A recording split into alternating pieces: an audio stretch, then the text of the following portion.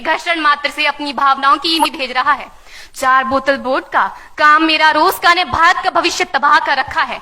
हम ना एक ऐसे समाज में जीते हैं जहां लड़कों से बात करता देख जो भाई हड़काते हैं, लड़कों से बात करता देख जो भाई हड़काते हैं, वही भाई अपनी गर्लफ्रेंड के किस्से घर में हंस हंस कर सुनाते हैं। और मैं बता दूं, महिला सुरक्षा के मामले में हम आज भी चौथे नंबर पर आते हैं।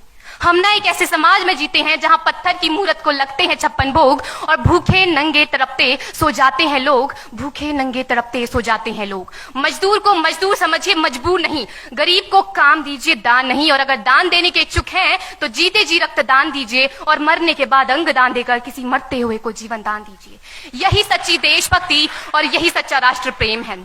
ना सरकार मेरी है ना रब मेरा है, ना सरकार मेरी है ना रब मेरा है, और ना ही ये बड़ा सा नाम मेरा है। बस इतनी सी बात का गुरूर है मुझे कि मैं भारत की हूं और ये भारत मेरा है और ये भारत मेरा है। परंतु एक वैचारिक बीमारी हमारे समाज में मुझे नजर आती है। कहा जाता है हम दुनिया के सबसे बड़े लोकतंत्र हैं, जहां हिंदू पैदा होते हैं, मुस्लिम, सिख और ईसाई भी पैदा होते हैं, लेकिन बदकिस्मती है अब इंसान पैदा नहीं होते। और मेरे विचारों में ना हिंदू की जरूरत है ना मुसलमान की जरूरत है। राष्ट्र निर्माण के लिए केवल अच्छे इंसान की जरूरत है, केवल अच्छे इंसान की जरूरत है। जरा सोच कर देखिए, ये पेड़ पौधे और शाखाएं भी परेशान हो जाएं अगर परिंदे भी हिंदू और मुसलमान हो जाएं। एक शैक्षणिक बीमारी भी हमारे समाज में मुझे नजर आती है, और बड़े ही आश्चर्य की बात है, जिस देश ने पूरी दुनिया को तक्षशिला और नालंदा देकर के विश्वविद्यालय शिक्षा की बुनियाद रखी, आज विश्व के 100 सर्वश्रेष्ठ विश्वविद्यालयों में हमारा एक भी विश्वविद्यालय खड़ा नहीं हो पाता। जहां एक और हमारे पास IIT, IIM और NIT जैसे शिक्षण संस्थान हैं, तो वहीं दूसरी ओर इस देश के गरीबों को बेरोजगारी की जमात में खड़ा करने के लिए उनके हाथ में सर्व शिक्षा अभियान का झुंझुना पकड़ा दिया जाता है।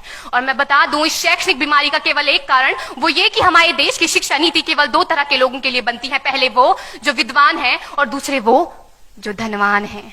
इसी तरह की कई गजब की बीमारियां हैं, और इन बीमारियों की जो जड़ है ना, वो हमारा अंधविश्वास। और मेरे विचारों में जब तक इस देश का युवा अपनी सफलता के लिए मंदिरों में जा जाकर नारियल फोड़ फोड़ कर भगवान को रिश्वत लगाता रहेगा, हमारे समाज का शिक्षित वर्ग ही बिल्ली के रास्ता काटने पर खड़े हो जाना, अपने धर्म अपनी जाति को ऊंचा मानकर दूसरों के धर्म की अवहेलना करता रहेगा, तब तक ना तो इस देश से अंधविश्वास खत्म होगा और ना ही हमारा राष्ट्र निर्माण संभव होगा। हमारी संस्कृति, हमारी सभ्यता को दुनिया ने शीश नवाया है, तो क्यों आस्था के नाम पर हमने अंधविश्वास फैलाया है?